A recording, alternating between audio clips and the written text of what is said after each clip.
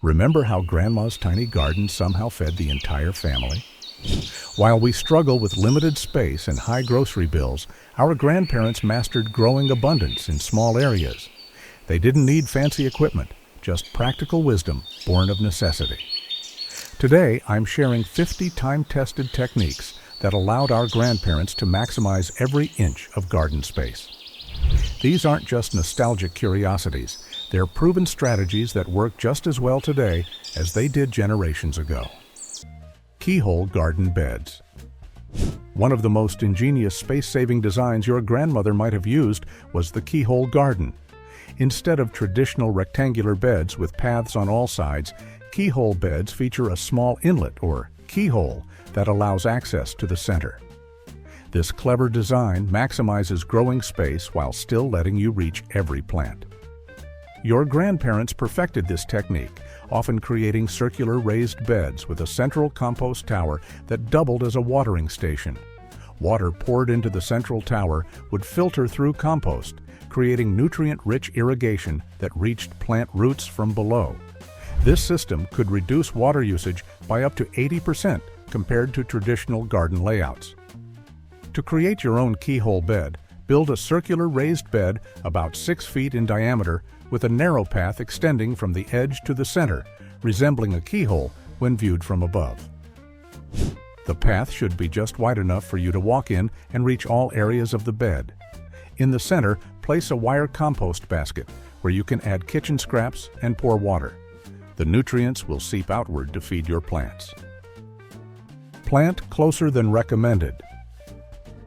One of the simplest ways your grandmother maximized her garden space was by ignoring the spacious recommendations on seed packets.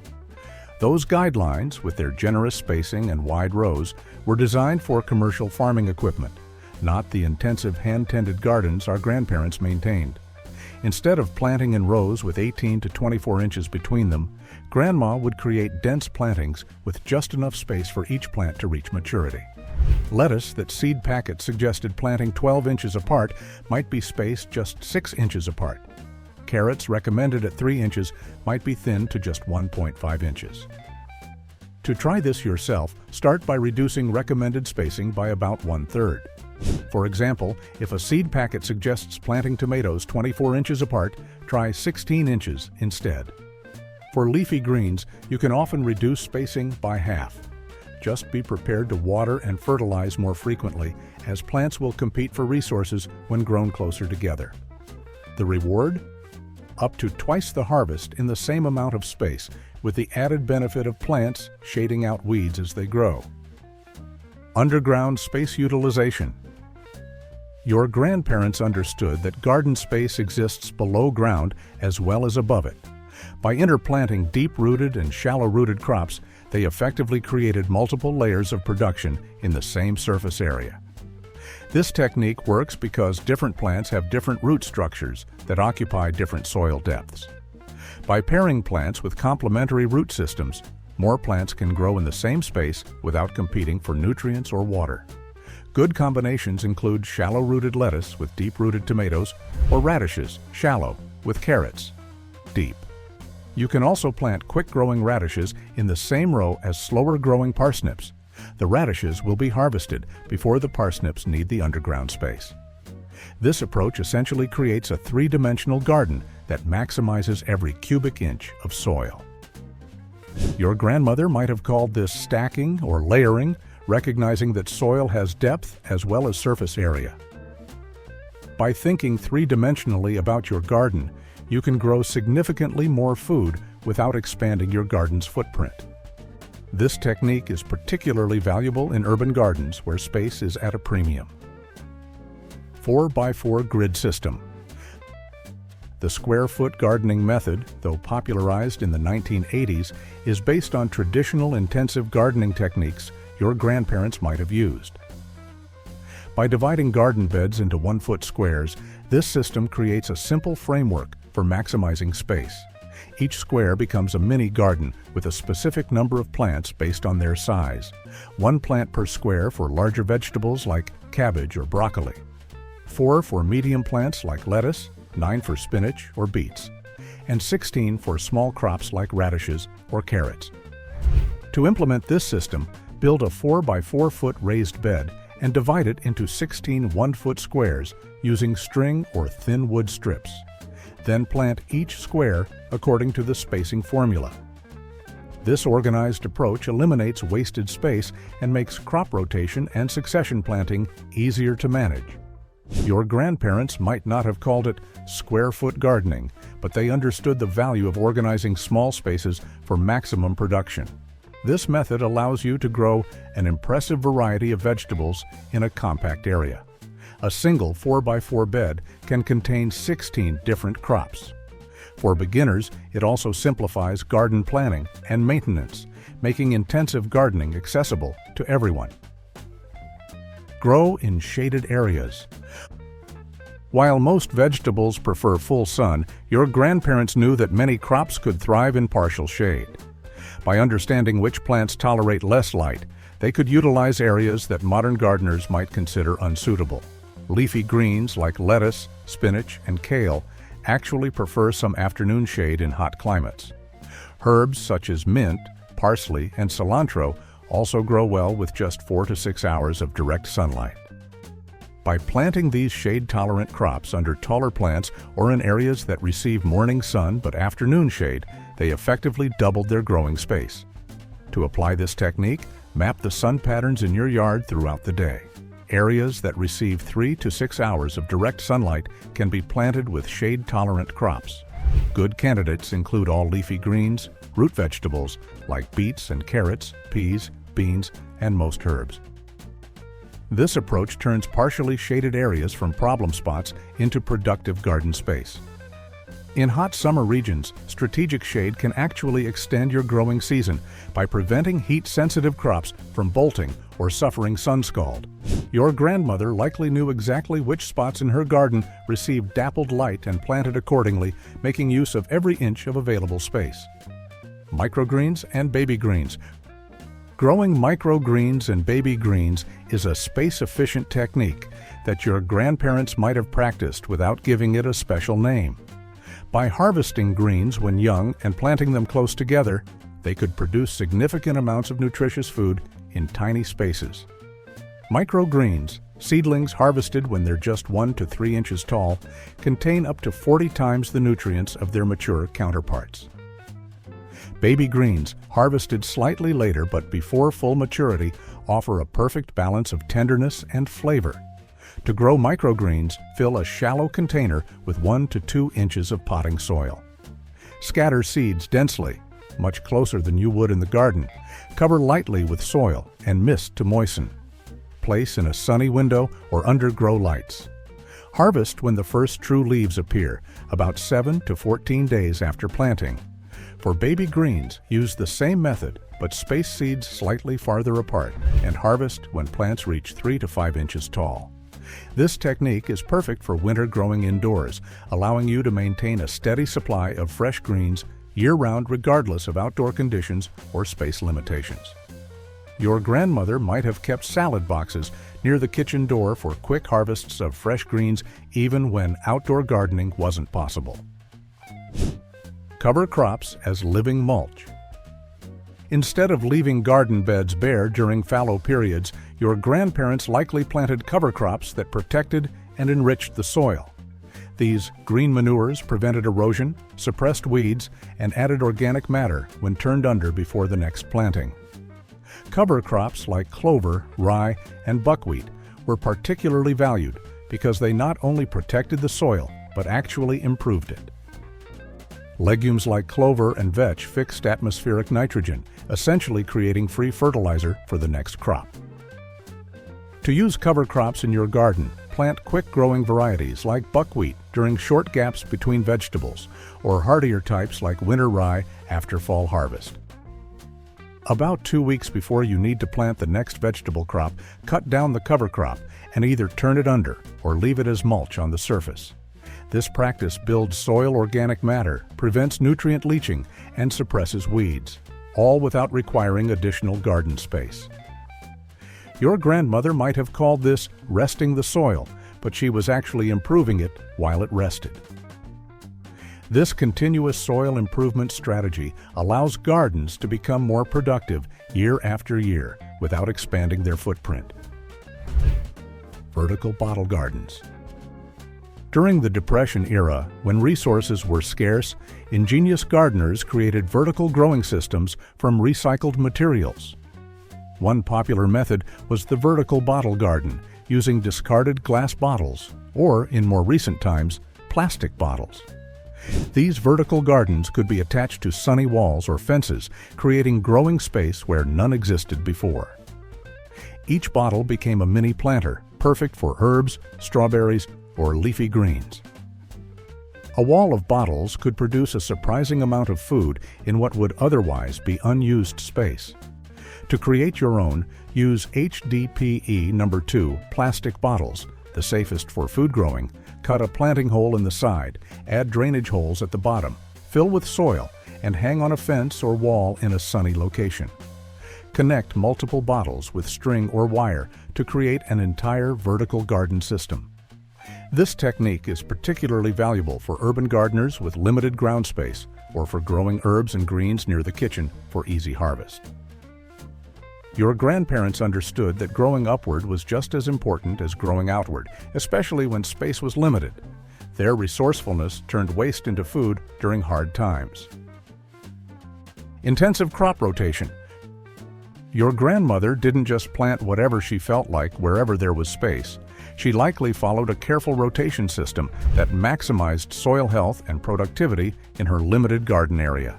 The traditional 4-year rotation followed a specific pattern. Heavy feeders like tomatoes and corn, followed by soil builders like peas and beans, then leafy greens like lettuce and spinach, and finally root vegetables like carrots and beets. This sequence ensured that each plant type benefited from what came before while preventing soil depletion and disease buildup. By following this rotation, Grandma could grow more food in the same space year after year without the soil becoming exhausted. To implement this system, divide your garden into sections and track what grows where each season, moving each crop type to the next section annually. Even small gardens can implement rotation. A 4 by 8 foot bed can be divided into 4 2 by 4 foot sections, each planted with a different crop family. Keep a garden journal to track your rotations, just as your grandmother might have done.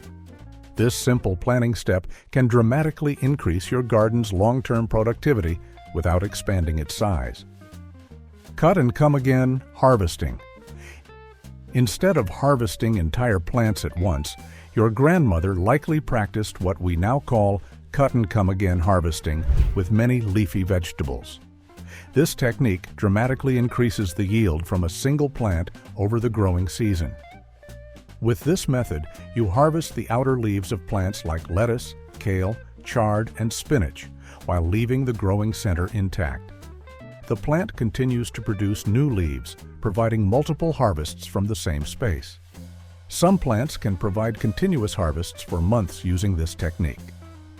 I remember watching my grandmother gently snip the outer leaves of her Swiss chard plants, careful never to damage the central growing point. Those same plants produced from early summer until the first hard frost, far longer than if she'd harvested the entire plant at once. To try this yourself, simply use scissors to cut outer leaves about an inch above the soil line, always leaving the center crown to regrow. This works well for most leafy greens, herbs like basil and parsley, and even some flowering plants like nasturtiums. By harvesting just what you need when you need it, you'll extend the productive life of your plants and maximize your garden's output. Diamond pattern planting. Traditional row planting wastes a tremendous amount of space. Your grandparents likely knew that planting in a diamond or triangular pattern could fit up to 20% more plants in the same area. This pattern works because it uses space more efficiently than grid planting. When plants are arranged in a diamond pattern, each plant is equidistant from its neighbors in all directions, allowing roots and foliage to utilize available space optimally. To implement diamond planting, place your first row of plants as you normally would. Then, for the second row, position each plant in the spaces between plants in the first row, creating a zigzag pattern. Continue this arrangement throughout your garden bed. This works particularly well for crops like lettuce, beets, and onions. This technique was particularly popular during the Victory Garden era, when maximizing food production in limited space became a patriotic duty. Government pamphlets even illustrated these space-saving planting patterns. By adopting this simple change to your planting layout, you can grow significantly more food in the same area without any additional inputs or equipment. Passive solar greenhouses. Before heated greenhouses became common, gardeners extended their growing seasons using passive solar techniques.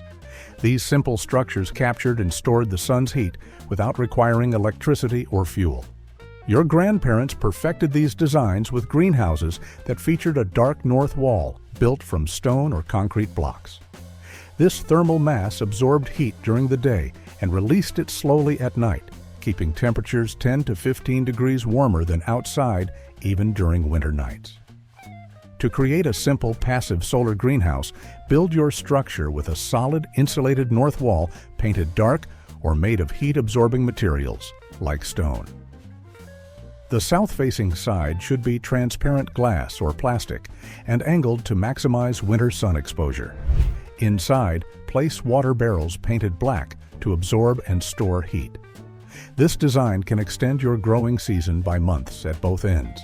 Even a small passive solar greenhouse can dramatically increase your garden's productivity by allowing earlier spring planting, later fall harvests, and even winter growing of cold hardy crops. Your grandparents understood that capturing and storing the sun's free energy was far more efficient than artificial heating. Manure heating method. In the days before electric heating, gardeners used a remarkable technique called the manure method to warm their cold frames and greenhouses. Fresh horse manure, when decomposing, generates significant heat, enough to create a natural heating system. Your great-grandparents might have layered fresh horse manure with straw in deep trenches along the north side of their greenhouse or beneath cold frames. As the materials decomposed, they released heat that warmed the growing space above. One wheelbarrow of fresh manure could generate enough heat to warm 100 square feet of growing space for up to 2 months. To use this method today, dig a trench about 18 inches deep along the north side of your greenhouse or beneath a cold frame. Fill it with alternating 4-inch layers of fresh horse manure and straw, moistening each layer as you go. Cover with soil and plant above it. The decomposition process will warm the soil for weeks. This technique allowed your grandparents to grow heat-loving crops earlier in spring and later into fall, effectively extending their growing season without using fossil fuels. It's a perfect example of how they turned waste materials into valuable resources through ingenious, sustainable practices. Grow bags for root crops. Fabric grow. Bags have become popular recently, but the concept of growing in portable containers isn't new. Your grandparents might have used burlap sacks or feed bags to grow potatoes and other root crops when garden space was limited. These portable containers allowed them to grow food in otherwise unusable spaces, on patios, driveways, or even rooftops. The breathable fabric promoted healthy root development and prevented the plants from becoming root-bound. Today's grow bags work on the same principle. For potatoes, fill a 10-gallon fabric bag with about 4 inches of soil, place seed potatoes on top, and cover with another 4 inches of soil. As the plants grow, continue adding soil until the bag is full. At harvest time, simply dump out the bag to collect your potatoes. No digging required. This method can yield up to 10 pounds of potatoes per bag. Your grandmother might have grown potatoes in old feed sacks placed along fence lines or in corners where nothing else would grow. This technique turns marginal spaces into productive growing areas, effectively expanding your garden without requiring additional land. Raised beds instead of rows. Traditional row gardening wastes an enormous amount of space on paths. Your grandparents likely used some form of raised bed gardening to maximize growing space relative to walking space, even if they didn't call them raised beds. In a traditional row garden, up to 50% of the space is dedicated to paths between rows. By consolidating growing areas into beds with permanent paths only around the perimeter, your grandparents could nearly double their productive growing space in the same area. To convert a row garden to raised beds, create growing areas no wider than 4 feet, so you can reach the center from either side, and as long as you like.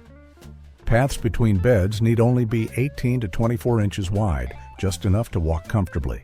Even without building wooden frames, this approach can increase your growing space by 30 to 50%. Your grandparents might have created simple mounded beds using soil from the pathways, gradually building up the growing areas over time. This concentrated their soil amendments and compost where plants would benefit most, rather than spreading them across the entire garden. The defined beds also prevented soil compaction from foot traffic, creating healthier root environments and more productive plants. This space-efficient approach is particularly valuable in small yards, where every square foot counts. By converting from rows to beds, you might find that your garden's productivity doubles without expanding its boundaries. Interplanting fast and slow growers. Another space-saving technique your grandparents likely used was interplanting fast-growing crops between slower maturing ones. This method utilizes the same space for 2 crops simultaneously at different stages of growth. For example, they might have planted quick-growing radishes between slower-growing carrots. The radishes would be harvested before the carrots needed the space, essentially giving a free crop from the same area. Similarly, lettuce could be grown between cabbage plants, providing a harvest before the cabbage heads expanded to fill the space. To try this yourself, look for combinations where the harvest times don't overlap and where the plants have different growth habits. Good pairings include radishes with carrots, lettuce with broccoli, and spinach with tomatoes, planted early before the tomatoes shade the area. Your grandmother understood the growth cycles of different vegetables and used this knowledge to maximize her garden's productivity. By thinking of garden space as dynamic rather than static, she could grow multiple crops in succession or simultaneously in the same area, effectively doubling her garden's output. Soil mix for intensive growing. The soil mix your grandparents used likely contained a careful blend of ingredients designed to support intensive planting. Today's square-foot gardeners use a similar formula called Mel's Mix, consisting of equal parts compost, vermiculite, and peat moss, or coconut coir, as a more sustainable alternative. This light, nutrient-rich medium allows roots to develop freely while retaining moisture and providing essential nutrients. It's perfect for raised beds where plants are grown closer together than in traditional gardens. To make your own, combine 1/3 finished compost, ideally from multiple sources for a broader nutrient profile, 1/3 vermiculite for drainage and aeration, and 1/3 peat moss or coconut coir for water retention. Mix thoroughly and use to fill raised beds. This soil blend can support intensive planting without becoming compacted or depleted. Your grandmother might not have used these exact ingredients, but she understood the importance of building rich, well-draining soil to support dense plantings. She likely incorporated plenty of compost, leaf mold, and other organic materials to create a living soil that could sustain multiple crops throughout the growing season. Three Sisters Companion Planting. Long before companion planting became trendy, Native Americans and early settlers were using the Three Sisters method, growing corn, beans, and squash together in the same space. This wasn't just tradition, it was brilliant ecological engineering. The corn provided a natural trellis for the beans to climb, eliminating the need for stakes or supports. The beans, being legumes, fixed nitrogen in the soil, feeding the corn and squash. Meanwhile, the large squash leaves spread across the ground, creating living mulch that suppressed weeds and retained moisture. Together, these three crops utilized the same space in three different ways: vertically, horizontally, and below ground. My grandmother would plant corn in small clusters of 4 to 5 plants. Once the corn reached about 6 inches tall, she'd plant pole beans around each cluster. 2 weeks later, she'd add squash or pumpkin seeds around the perimeter. By harvest time, what looked like a jumbled mess to the untrained eye was actually a perfectly orchestrated, space-efficient garden that produced 3 crops in the space normally needed for 1. Bamboo teepees. Before metal trellises became common, gardeners created simple structures from bamboo or saplings to support climbing plants. The teepee design was particularly efficient, using minimal materials to create maximum vertical growing space. These structures were often used for pole beans, peas, and even small fruited cucumbers. By growing upward instead of along the ground, these crops took up minimal space while producing abundant harvests. To build your own bamboo teepee, gather 6 to 8 bamboo poles or straight branches about 7 to 8 feet long. Push them into the soil in a circle about 3 feet in diameter, then gather and tie the tops together. Plant climbing crops around the base, and as they grow, gently train them to climb the poles. One teepee can support dozens of bean or pea plants in just a few square feet of garden space. Your grandparents valued these structures not just for their space efficiency, but also for their durability. A well-made bamboo teepee could last several seasons with minimal maintenance. Some families even used them as playhouses for children once the growing season ended, creating magical green spaces that served multiple purposes. Cattle panel arches. Metal livestock panels, commonly called cattle panels, can be bent into arches to create tunnels that serve as both walking paths and growing surfaces. This dual-purpose structure maximizes space utilization in small gardens. Your grandparents might have used similar structures made from wire fencing or branches. These arches allowed them to grow vining crops like squash, melons, and cucumbers vertically, keeping the fruits off the ground while creating a shaded walkway beneath. To create your own, purchase a 16-foot cattle panel available at farm supply stores and bend it into an arch between 2 raised beds. Secure the ends to the sides of the beds. Plant vining crops at the base of each side and train them up and over the arch. A single arch can support dozens of plants and produce hundreds of pounds of food in a season. This technique transforms pathways from wasted space into productive growing areas. The arch design also improves air circulation around plants, reducing disease problems while making harvesting easier. No more hunting through sprawling vines for hidden cucumbers or squash. Front yard, edible landscaping. Before strict HOA rules and suburban lawn culture took hold, many families grew food in their front yards, maximizing their total growing space. Your grandparents likely saw no reason to waste sunny front yard space on grass when it could be producing food.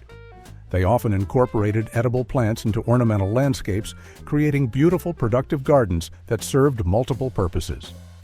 Fruit trees might be focal points, while herbs and edible flowers filled in as borders and accents.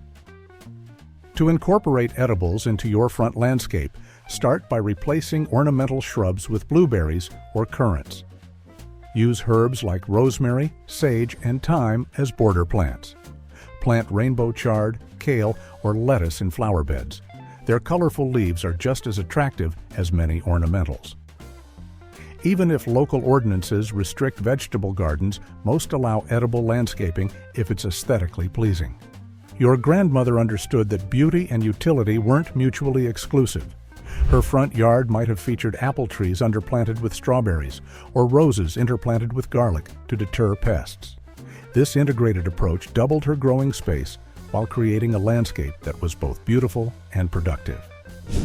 Narrow path optimization. In traditional row gardens, up to 50% of the space is dedicated to paths. Your grandparents likely knew that minimizing path width maximized growing space. In their intensive gardens, paths might be just 18 to 25 inches wide, just enough to navigate comfortably while carrying garden tools. These narrow paths allowed them to fit more growing beds into the same overall garden area.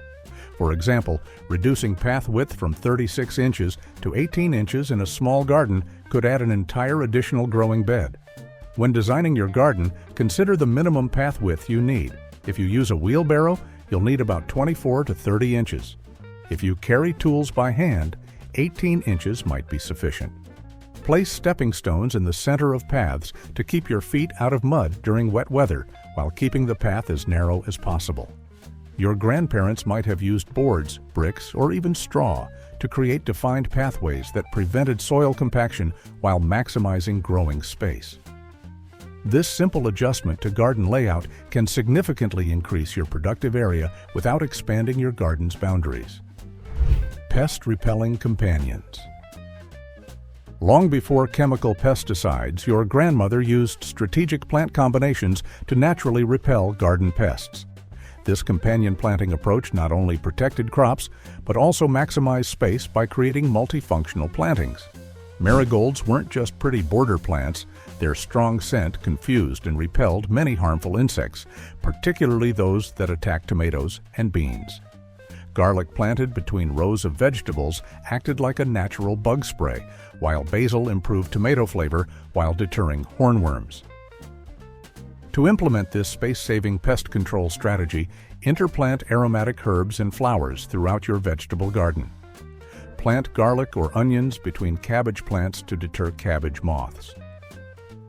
Surround tomatoes with basil to repel tomato hornworms. Edge beds with marigolds to deter nematodes and many other pests. Your grandmother's garden might have seemed like a beautiful jumble of flowers and vegetables, but there was method in her planting. By integrating pest-repelling plants throughout her garden, she reduced damage from insects while making use of every available inch of soil. Lasagne Bed Method. Building soil fertility was essential for intensive gardening, and your grandparents likely used a layering technique similar to what we now call lasagna gardening or sheet mulching. This method creates rich, productive soil without digging or tilling.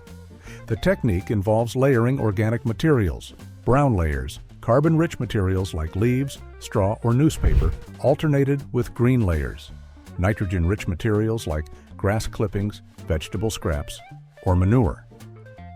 Over time, these layers decompose into rich, fertile soil, perfect for intensive planting.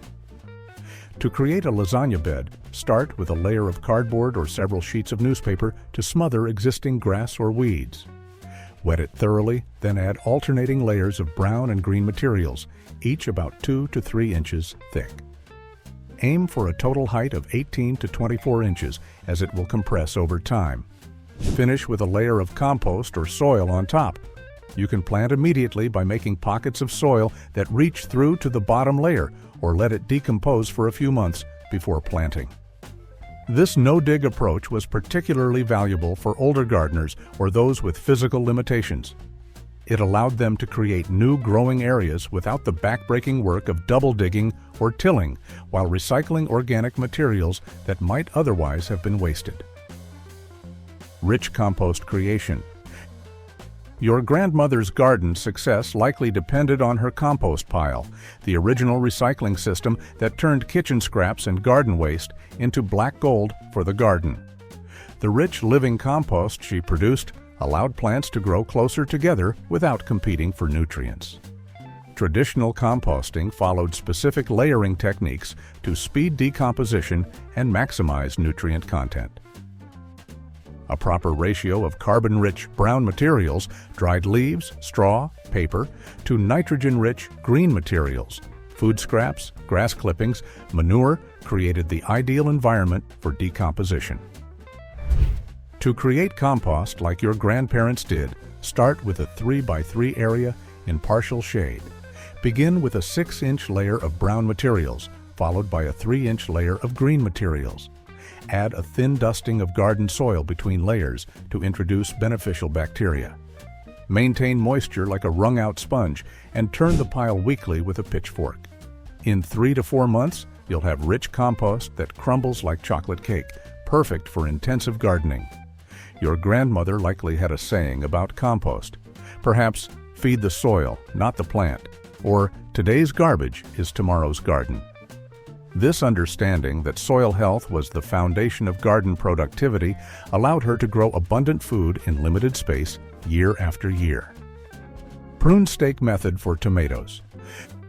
Before wire cages became popular, many gardeners used the Prune-Stake method to grow tomatoes vertically in minimal space. This technique, still used by many market gardeners today, allows you to grow more tomato plants in less space while improving air circulation and fruit quality. With this method, indeterminate, vining tomatoes are trained to grow as a single stem up a stake, with all side shoots, suckers, removed. This concentrates the plant's energy into producing fruit along one main stem, rather than creating a bushy plant that takes up more space. To use this method, place a sturdy stake, bamboo works well, next to each tomato plant at planting time. As the plant grows, gently tie the main stem to the stake using soft material like strips of old t-shirts. Weakly pinch off all suckers, the shoots that form in the crotch between the main stem and branches. This creates a tall, narrow plant that can be spaced just 12 to 18 inches apart, instead of the usual 24 to 36 inches. Your grandfather might have used this technique to grow dozens of tomato plants in a small space, producing enough for fresh eating, canning, and sharing with neighbors. The vertical growth also kept fruits off the ground, reducing rot and making harvesting easier. Self-seeding volunteer crops. Your grandparents likely encouraged certain plants to self-seed, creating volunteer crops that required no effort to plant. This technique essentially provided free plants and extended the productive life of the garden with minimal intervention. Plants like dill, cilantro, lettuce, tomatoes, and many flowers will naturally drop seeds that sprout the following season. By strategically allowing some plants to go to seed in specific areas, gardeners could ensure continuous production with less work. To encourage beneficial volunteers, allow a few healthy plants of suitable varieties to flower and set seed at the end of the season. Gently work the area in spring to provide good germination conditions, but avoid deep tilling that would bury the seeds too deeply. When volunteers appear, thin them to appropriate spacing. This works best with open pollinated varieties rather than hybrids, which may not grow true to type. Your grandmother might have had special areas of her garden where she allowed plants to complete their life cycle, dropping seeds for next year's crop. These self-perpetuating garden sections reduced work while ensuring a continuous supply of certain crops year after year. Dwarf fruit trees. Before suburban lots shrank to postage stamp size, many families had at least a few fruit trees in their yards. As space became more limited, gardeners turned to dwarf varieties that produced full-sized fruit on much smaller trees. Dwarf fruit trees, which typically reach only 8 to 10 feet tall, can produce up to 50 pounds of fruit annually in a space just 2 to 3 feet wide. Their compact size makes them perfect for small yards, and they're easier to harvest, prune, and protect from pests than standard-sized trees. To incorporate dwarf fruit trees into your landscape, choose self-pollinating varieties if you only have room for one tree of each type. Plant them in full sun, about 8 to 10 feet apart. Many can even be grown in large containers on patios or balconies. Popular options include North Pole columnar apples, Stella dwarf cherry, and Bonanza dwarf peach. Your grandparents might have espalier-trained fruit trees against walls or fences, creating productive living screens that took up minimal space while producing abundant fruit. These space-efficient growing methods allowed even small yards to contribute significantly to the family's food supply. Trellises for vining crops. Before garden centers sold ready-made tomato cages and cucumber trellises, your grandparents created simple structures that transformed horizontal sprawlers into vertical powerhouses. These homemade trellises dramatically increased production in small spaces. Cucumber vines that might spread 6 to 8 feet across the ground could instead climb 6 to 8 feet up a trellis, taking up just a square foot of ground space. Similarly, pole beans, peas, small melons, and even winter squash could be trained upward, leaving precious ground space for other crops. To create your own simple trellis, pound sturdy stakes into the ground at the ends of your garden row, then string heavy gauge wire or twine between them at 1-foot intervals. For heavier crops like melons or winter squash, use stronger materials like cattle panels or concrete reinforcing mesh. Plant vining crops at the base and gently train them upward as they grow. Your grandmother might have used branches pruned from fruit trees, saplings from the woodlot, or even old bed springs as trellises. These resourceful structures not only saved space, but also improved air circulation around plants, reducing disease problems while making harvesting easier.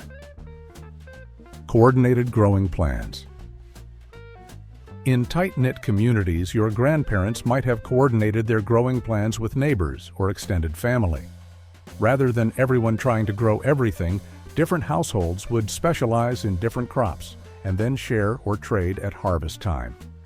This community approach allowed each gardener to focus on crops that grew best in their particular microclimate or soil conditions. One family might grow all the potatoes, while another focused on tomatoes, and a third on corn. The result was higher overall production and less wasted food.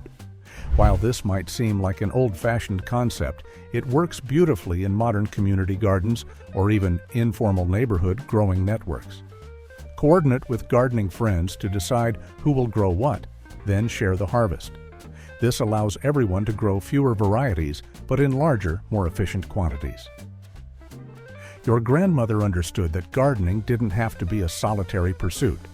By working together, communities could effectively expand their growing space and increase everyone's food security while strengthening neighborhood bonds. Rain collection systems. Water is essential for intensive gardening, and your grandparents likely had systems for capturing and storing rainwater. These ranged from simple rain barrels to more complex setups that directed roof runoff to garden areas. A typical rain collection system might include multiple barrels strategically placed to capture water from every available surface. The first barrel would include a first flush diverter to channel initial roof runoff containing dust and debris away from the storage system. Subsequent barrels would be linked with overflow pipes, creating a cascade effect that could store hundreds of gallons from a single rainfall. To create a basic rain collection system, place a rain barrel beneath a downspout, elevated on blocks to allow gravity flow. Install a screen on top to keep out debris and mosquitoes, and attach a spigot near the bottom for filling watering cans. A single 55-gallon barrel can collect over 1,300 gallons of water annually from just 1/4 of an average roof. Your grandparents valued rainwater not just for its availability during dry periods, but also because it was free of chlorine and other chemicals found in municipal water. Plants often respond better to rainwater, growing more vigorously with less stress. Deep but infrequent watering. The watering technique your grandparents used likely differed significantly from modern practices. Rather than daily shallow watering, they practiced deep but infrequent irrigation, a method that encourages deeper root growth and more drought-resistant plants. This approach not only conserves water, but also creates stronger plants that can access moisture and nutrients deeper in the soil profile. Plants with deep roots can continue thriving during dry periods when shallow-rooted plants would struggle. To implement this technique, water deeply once or twice a week rather than lightly every day. Apply enough water to penetrate 6 to 8 inches into the soil. You can check depth by digging a small hole after watering. For most gardens, this means applying about 1 to 1.5 inches of water per week, either from rainfall or irrigation. Morning is the best time to water, allowing foliage to dry before evening to prevent disease. Your grandmother might have used a simple test to determine when to water, pushing her finger into the soil to check moisture levels below the surface. This mindful approach to watering created resilient plants that could withstand dry spells while making the most efficient use of limited water resources. Hidden water reservoirs. To maximize water efficiency in raised beds, your grandparents might have incorporated hidden water reservoirs, layers of water-holding materials buried deep in the soil that store moisture for dry periods. These reservoirs typically consisted of composted woody material buried at the bottom of new garden beds. As this material decomposed, it acted like a sponge, holding water and releasing it slowly during dry periods. 1 cubic foot of this material can hold up to 1.5 gallons of water. To create your own water reservoir, dig a trench about 12 inches deep in your garden bed. Fill it with layers of logs, branches, and wood chips, then cover with soil. As you water the garden, this woody layer will absorb and store excess moisture, releasing it gradually as the surrounding soil dries out. This technique is particularly effective in raised beds, which tend to dry out quickly. Your grandparents might have called this hugelkultur or simply wood composting, but the principle remains the same, creating a moisture bank within the soil that plants can draw on during dry periods. This approach reduces watering frequency while improving plant resilience during drought conditions. Spring to summer transition. Your grandmother never let garden space sit idle after spring crops finished. As soon as early season vegetables like peas and spring greens were harvested, that same space was immediately replanted with summer crops. This succession planting technique effectively doubled or tripled the production from the same garden space over the course of a growing season. For example, the area where spring peas grew until early summer might be replanted with bush beans for a late summer harvest. To implement this technique, create a planting calendar that maps out not just when crops go in, but when they'll come out. Start seeds for summer crops like beans, cucumbers, and zucchini about 3 to 4 weeks before your spring crops will finish.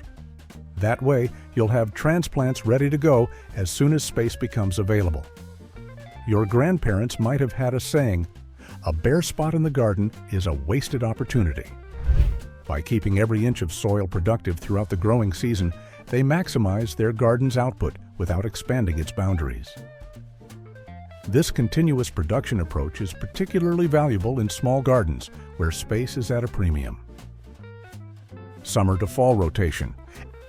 As summer crops like tomatoes, peppers, and corn finish their production, your grandparents immediately prepared that space for fall crops. This second succession extended the productive season well into autumn and sometimes winter. Fall crops like kale, spinach, carrots, beets, and turnips thrive in the cooling temperatures of late summer and fall.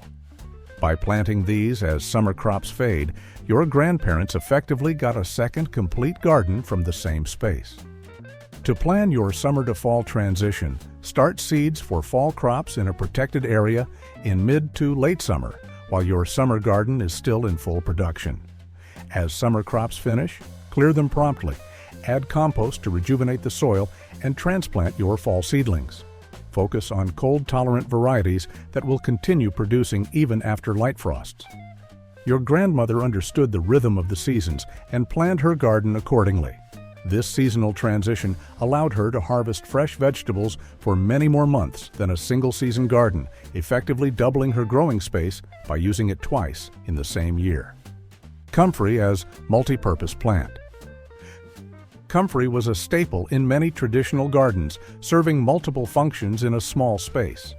This perennial plant with large leaves and deep roots was valued for its ability to accumulate nutrients, attract pollinators, and provide organic matter. Your grandparents might have used comfrey as a dynamic accumulator, a plant that draws minerals from deep in the soil and concentrates them in its leaves.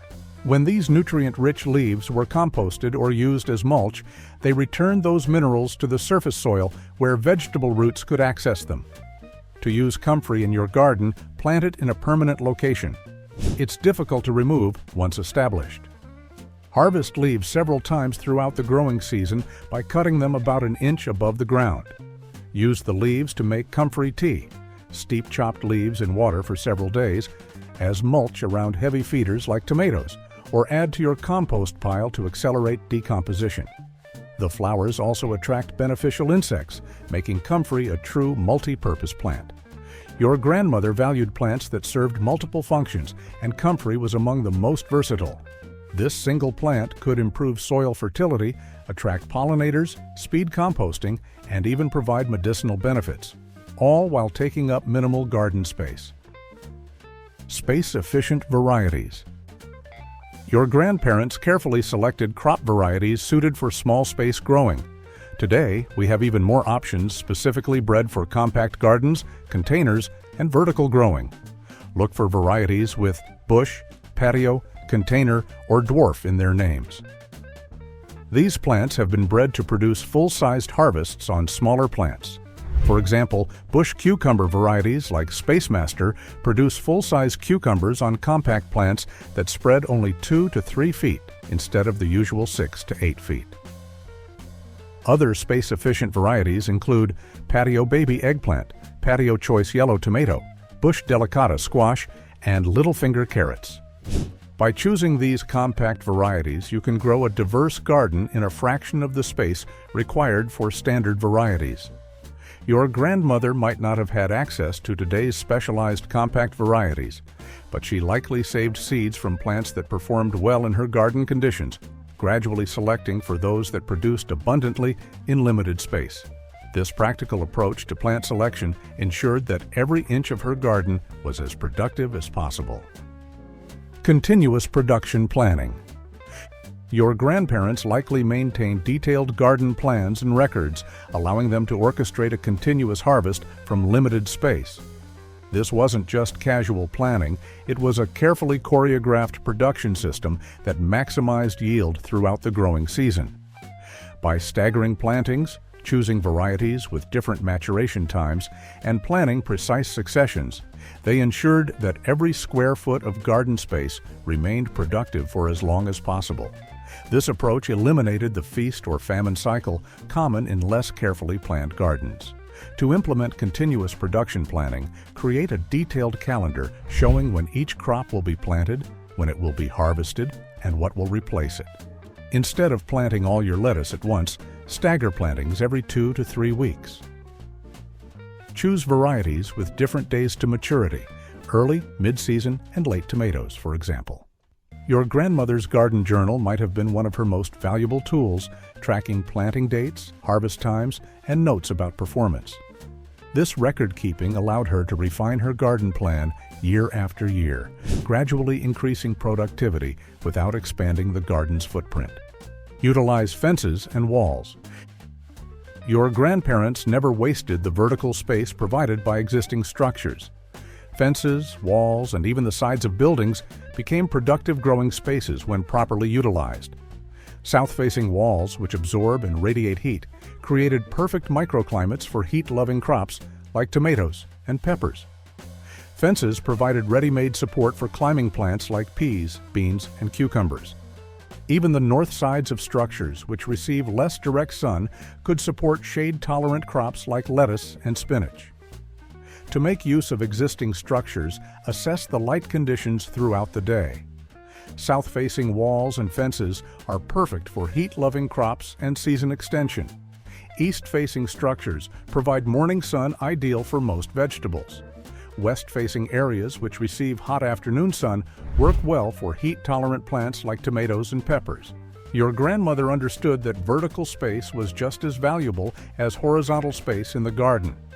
By utilizing existing structures, she effectively expanded her growing area without requiring additional land. This approach is particularly valuable in urban settings where fences and walls often define property boundaries. Living mulch systems. Instead of using store-bought mulch, your grandparents likely created living mulch systems, fast-growing, shallow-rooted plants that covered the soil between larger crops. These living mulches suppressed weeds, retained moisture, and often provided additional harvests from the same space. Plants like purslane and creeping thyme were perfect for this purpose. Their shallow roots didn't compete with deeper-rooted vegetables, while their spreading growth habit covered the soil surface, preventing weed germination and water evaporation. To create your own living mulch system, plant low-growing spreading plants between your main crops. Good options include white clover, which also fixes nitrogen, creeping thyme, or even edibles like purslane or miner's lettuce. The living mulch should be dense enough to suppress weeds, but not so vigorous that it competes with your main crops.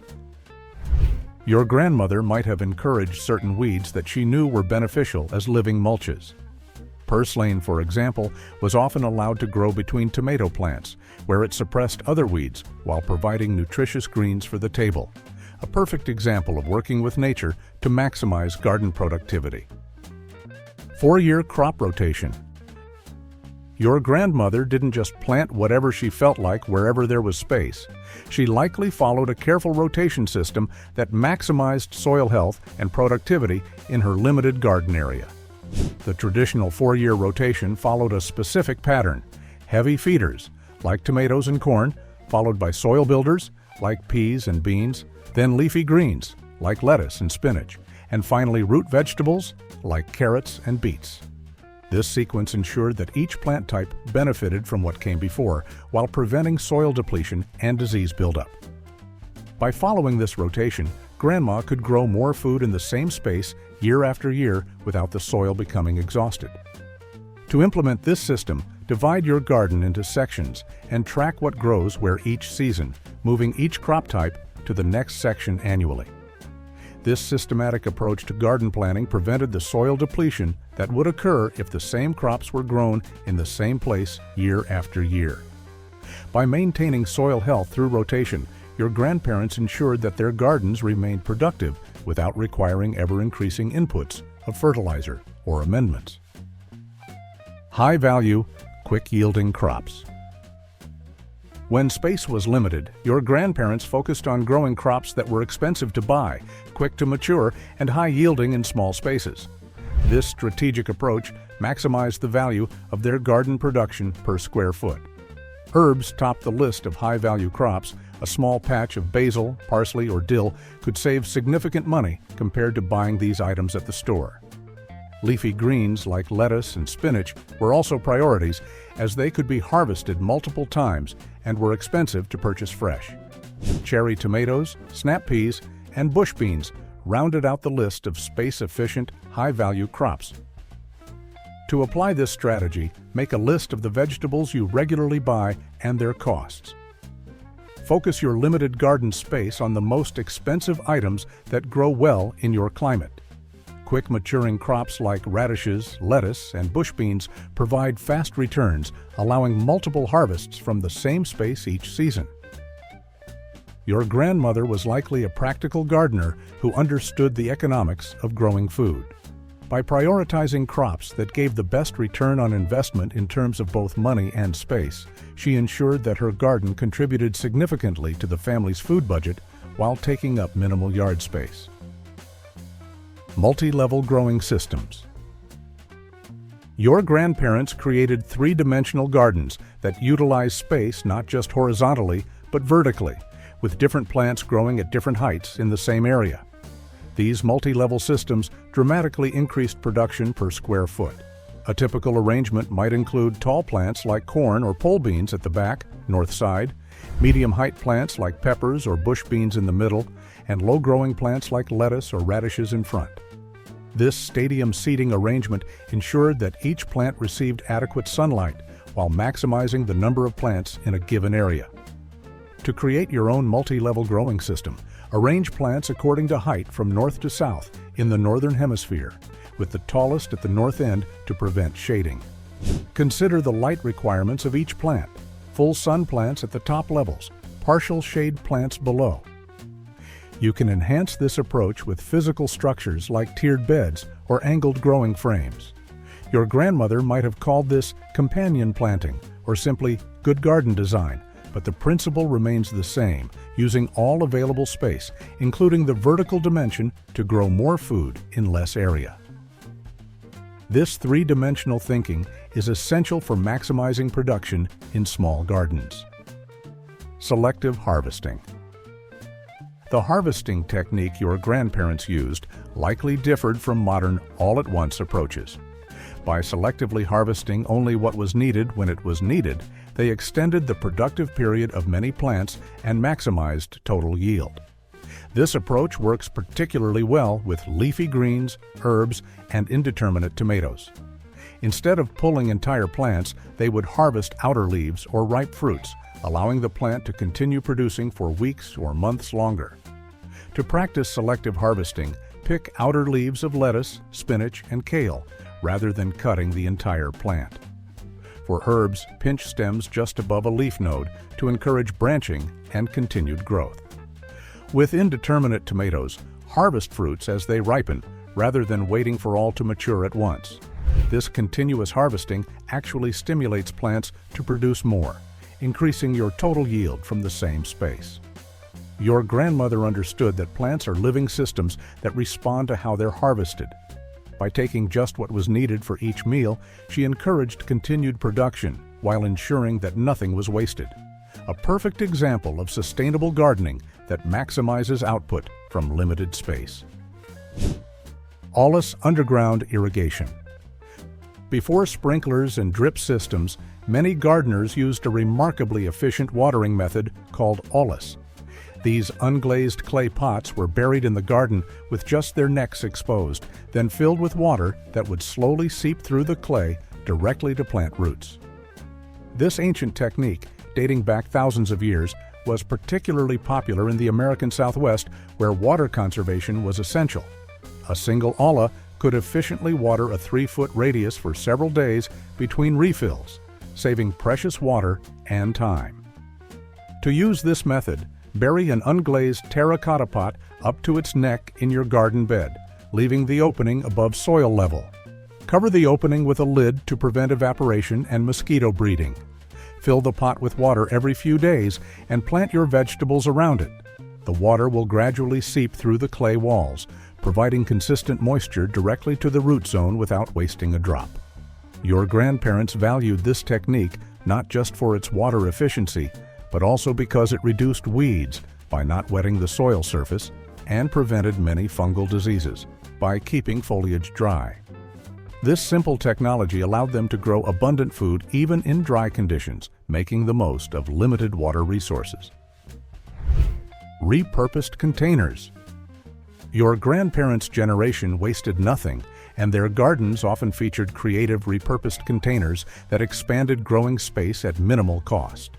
Old wash tubs, wooden crates, worn-out boots, and even automobile tires found new life as planters. These repurposed containers allowed them to grow food in otherwise unusable spaces, on porches, steps, or even rooftops. The practice combined frugality with practicality, turning potential waste into productive growing space. To incorporate this approach, look around your home for potential containers. Old buckets, barrels, wash tubs, or wooden crates can become planters with the addition of drainage holes. Even worn-out wheelbarrows, old sinks, or broken pottery can find new purpose in the garden. Just ensure any container has adequate drainage and hasn't held toxic substances. Line metal containers with plastic to prevent zinc or other metals from leaching into the soil.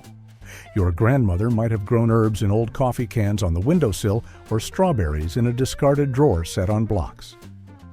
This resourceful approach effectively expanded her growing space without requiring additional land or expensive containers, allowing her to grow more food in unexpected places. Tool sharing. Before the era of consumer abundance, tools were expensive and often shared among family members or neighbors. Your grandparents likely participated in informal tool-sharing arrangements that reduced costs and storage requirements. These arrangements might have been as simple as neighbors borrowing each other's specialized tools, or as organized as community tool libraries, where implements were maintained collectively. This approach meant that each household didn't need to own or store every possible garden tool. Today, you can create similar arrangements through neighborhood tool-sharing programs or community gardens with shared tool sheds. For specialized equipment used only occasionally, like rototillers, chippers, or pressure canners, consider joint ownership with gardening friends or family members. This not only saves money and storage space, but also builds community connections. Your grandparents understood that tools were meant to be used, not collected. By sharing resources, they could access a wider variety of specialized tools than any individual could afford, making their gardening more efficient while strengthening neighborhood bonds. Work frolics. In tight-knit communities, your grandparents might have participated in work frolics, community work days where neighbors gathered to tackle big projects efficiently. These events transformed what might be a week's worth of work for one person into a single productive day with many hands. Your grandparents still practiced this tradition, coming together to build garden structures, prepare beds, or process harvests. Beyond the practical benefits, these gatherings strengthened community bonds and passed gardening knowledge between generations. While the formal frolic might seem old-fashioned, the concept works beautifully in modern community gardens or neighborhood growing networks. Organize a spring garden prep day where everyone helps build beds, a midsummer weeding party, or a fall harvest festival where the work of processing the harvest is shared. Provide refreshments and make it social. Your garden will benefit, and so will your community connections. This collaborative approach effectively multiplied the labor available for garden tasks, allowing families to maintain larger or more intensive gardens than they could manage alone. The social aspect also made difficult work more enjoyable, turning chores into community celebrations. Sequential canning. Food preservation was essential for year-round eating, and your grandparents likely practiced what we might call sequential canning, processing foods in an order that maximized jar usage and energy efficiency throughout the harvest season. Instead of buying new jars for each type of produce, they would plan their canning schedule so that early summer fruits like strawberries would be consumed first, allowing those jars to be reused for late summer tomatoes, which would in turn be eaten in time to reuse the jars for fall apples or pears. This rotation system meant each jar might be used 3 or 4 times in a season. To implement sequential canning, plan your preservation schedule based on both harvest times and consumption patterns. Process early crops in jars you'll empty first, saving your longest storing preserves for your best quality jars. This approach reduces both the number of jars needed and storage space required. Your grandmother's pantry might have seemed magical in its abundance, but there was careful planning behind it. By thinking strategically about when foods would be harvested and consumed, she could preserve the garden's bounty with minimal equipment and storage space, effectively extending her garden's productivity throughout the year. Seed-saving networks.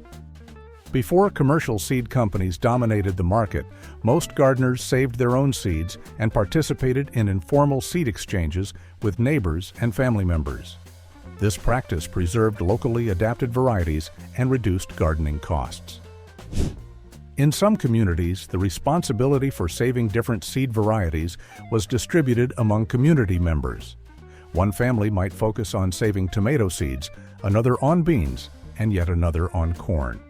This specialization allowed each seed keeper to become an expert in their assigned crops, resulting in stronger, better adapted varieties year after year. To create a modern seed-saving network, connect with other gardeners in your area who are interested in seed saving. Decide who will save which varieties, focusing on open-pollinated, non-hybrid types that will grow true from seed. Exchange seeds annually through informal gatherings or organized seed swaps. This practice not only saves money, but helps preserve genetic diversity and locally adapted varieties. Your grandparents understood that seeds were living treasures, carrying not just genetic material, but cultural heritage and adaptation to local growing conditions. By saving and sharing seeds, they ensured food security while maintaining varieties uniquely suited to their specific climate and soil conditions. Which of these grandma-approved techniques will you try first? Let me know in the comments, and don't forget to subscribe for more traditional wisdom brought into the modern era. Until next time, happy gardening.